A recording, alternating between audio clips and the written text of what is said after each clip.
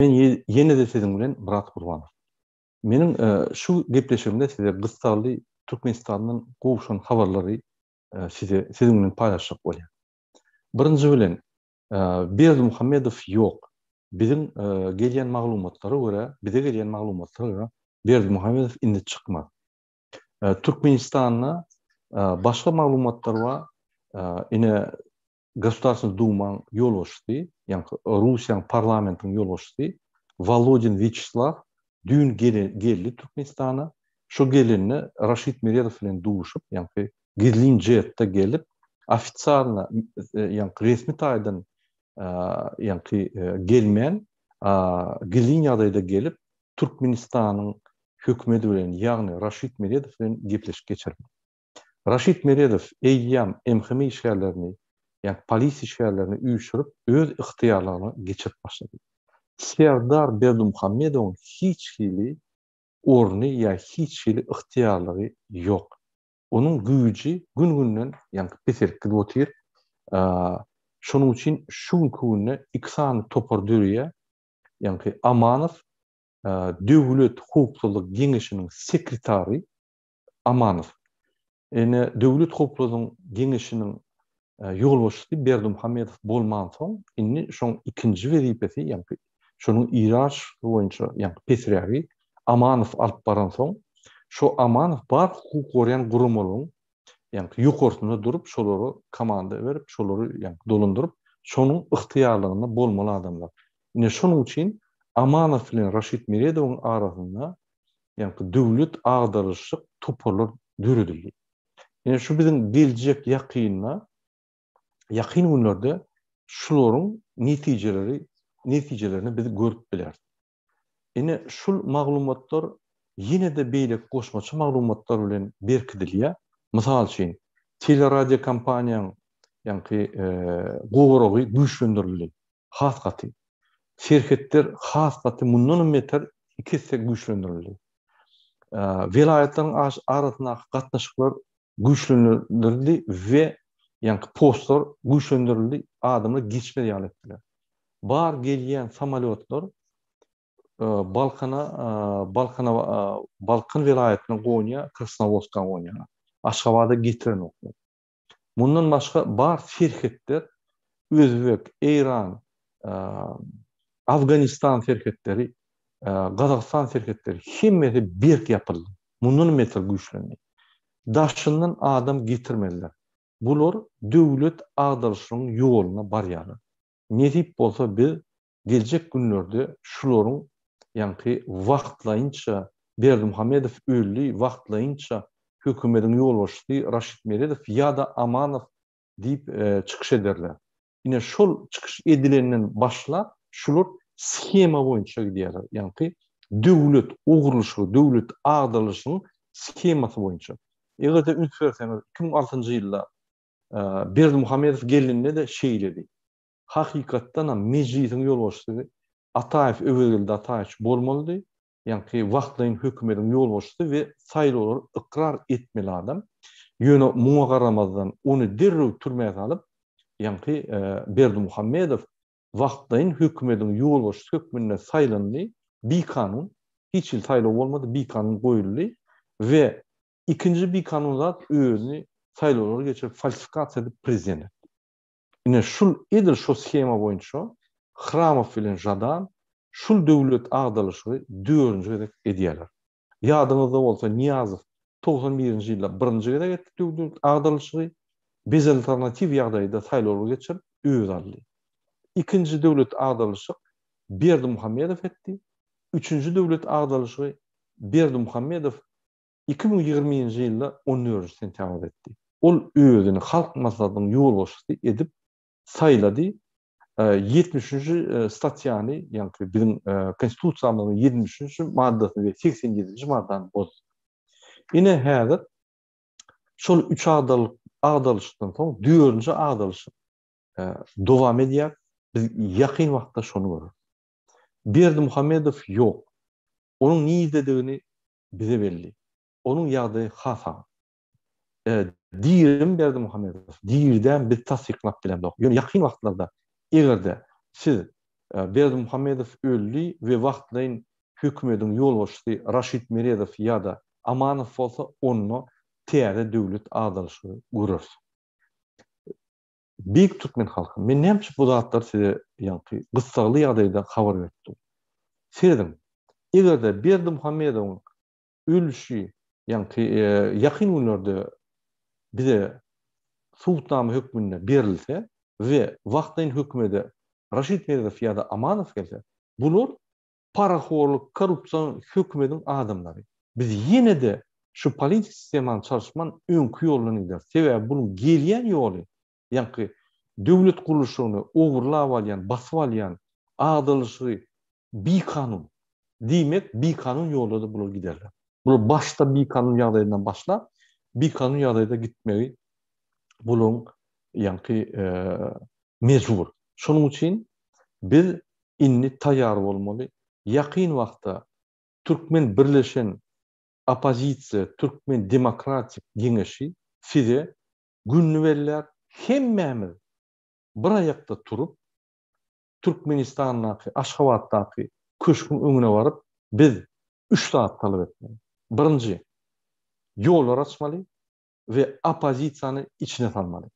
Ýani bizim daşyna galan grajdanymyz we opozisiýany içine salmaly. Sebäbi biz opozisiýany içine salanmazda onu opozisiýa kanun esasında saýlawlar geçirdip açyk saýlawlary geçirmeyen mecbur eder hükümeti. İkinci, biz hemmämiz interneti açmany talap etmeli. Onun bir ýa-ni adatlyň bir görüşi. Onu biz hemme zatdan habar bolýar. Üçüncü, açyk saýlawlary geçirip biz açyk saýlawlarda kim utsa şol utsun biz halktan dören adamlary saýlawa goşup saýlawlary geçirip biz täze ýolbaşy saýlamak. Ine şular ýaly ýani 3 saady biz talap etmeli. Şonu talap etmesek biz ýene de uhlak galyp döwletimiz elimizden gider. Ine şonuň üçin Türkmenistanda ýaşaýan hemme adamlara men ýüzlenýän. Daşyndaky ýaşaýan hemme adamlara ýüzlenýän. Özüňize Türkmen diýäňiz bolsa, egerde siz Türkmenistanyň prezidenti öldü, wagtlaryň hökümetiň ýolbaşçysy Raşid Meredow ýa-da Amanow diýip eşitdiňiz, her kim öz mümkinçiliğini tapıp Türkmenistan'ın içine girmeli. Türkmenistan'ın içine girip bizim vatandaşımıza kömek etmeli. Hemmemiz köşküne barmalı. Ayalı, gıyr, erkek, adam, yaşlı, yaş, hemmemiz. Sebebi bu bizim vatanda. Sebebi bizim vatanımızda 30 yıldan oğurlap bizi gulçuluğa saldılar. İnni bize baksıl durmuş gerek. İnni bize adaletlik gerek. İnni bize Türkmenistan'la adaletlik ve adaletlik hüküm sürmeli. İnni kanunları işlemeli. Bize diktatör gerek rejim. Bizi yağladık. Bizi inni şu tupiye getirdiler. Şular inni dövleti götürüp çıkarıp bilmeyenler tupikten. Biz dine demokrasiya edip, sayıları açı edip, bütün dünya gur közmeli. Biz inni önkıyal Türkmenler ve demokrasiya geçen Türkmenler ve bütün ösen devletlerden kömek sorulur. Bize kömek ederler. Yamaydık tuğular. Demokrasiya geçenler. Pul kömek eder. Yani informasyon kömek edemez. Arkanızda durursam deyip aydıp tuğular. Yöne olur halkın erdimlerine karışıyan. Sebebi yine seyredim. Volodin geldi. O Orset'ten. Bunlar gelip bizim devletimizi paylaşıp bulur. Bu zatlar bize ne yemeler? Biz Türkmen devleti. Biz her vakit Türkmen devleti olup kalmalı. Biz öz identifikasyamızı yitirmeliler. Biz Türkmen halkı. Bizden gelip çıkan bir topak halklar var. Biz fundamental zadı yadımızdan çıkarmalılar. Şunun için ata-babalarımız söğüşler edip bizim toprağımızı vaktlayınca bize verdiler. Bizim şunu gidirmeliler. Biz öz toprağımızı saklap bizim nesillerimize, bizim çağlarımıza vaktlayınca vermeli. Şunun için şu edek yatık kalmalıyım, hormatlı adamlar. Bizim size yaktırlandırılayan sorularımız yönü dağıtlarda biz içinden informasiya alıp dururuz. Hem katlaktan, hem yerlerde şol informasiya, şul ýaly gelýär. Egerde şuna garşy informasiya gelen bolsa, biz ona maýdardyk size. Duynasak da şuna garşy informasiya gelen o.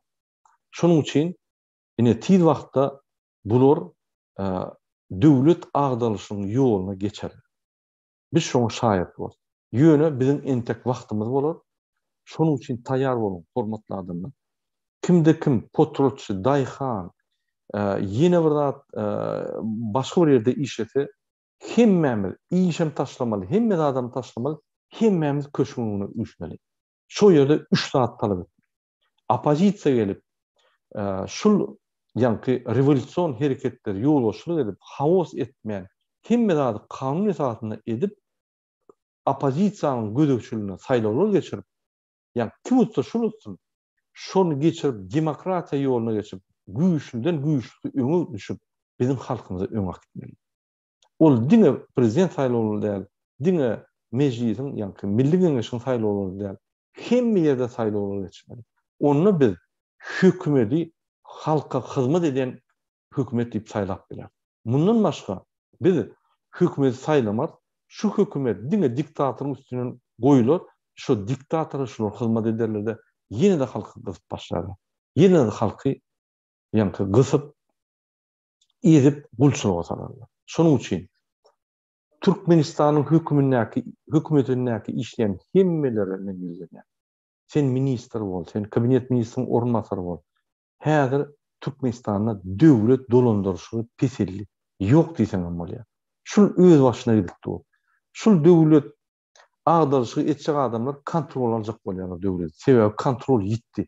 Sebäbi kontrol bir adam saklaýar. Olam ýok bolan soň hemme gulluklar näme etjegini noklar. Aljyramaň.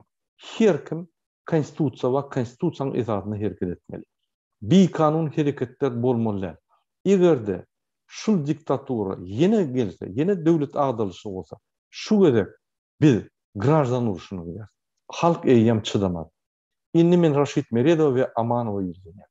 Siz bir kanun hereketleri edip bütün dünýä adam hukugyny goýan jarramany bozýan. Ol adam zada garşy hereketler we Türkmenistanyň konstitusiýasyny bozýan. Sizi cenaýete çekerler. Berdi Muhammedow ýani. Şonuň üçin öz ýanky pargorluğuňyzy ýuwjak bolsaňyz, siz kanun esasyna hereket edin. Kanuny bozmaň. Türkmen halky indi diktaturadan has bizar boldy. Sabır çanamyz doldy. Bizimle oturmaz. Bizimle ölüşmelen bolsa ölüşürse diktaturany ýeňer. Türkmen halky görkezer kimde bilir. Şonuň üçin beýik Türkmen halky biz diňe öňe gitmeli. Ine Türkmenistanyň içinden Daýhan partiýasynyň agdasylarynyň ağzından ýüzlenýär. Şolaram bizi golýa, bizim Türkmen Demokratiýa Geňeşine goşulýar. Ine şonuň üçin şolaryň atlaryny maýan, şolar içinde, şolar herekete taýýar diýilýär. Ine şolar giýip başlaýar bizim bilen. Daşynyň içinde hemme hereketler diňe 3 tany talap bilen gidilýär. Birinji talap, ýene bir gaýtalýan. Birinji talap, biz ýollary açmaly. Biz öz grajdanlarymyzy Türkmenistanyň içine salmaly.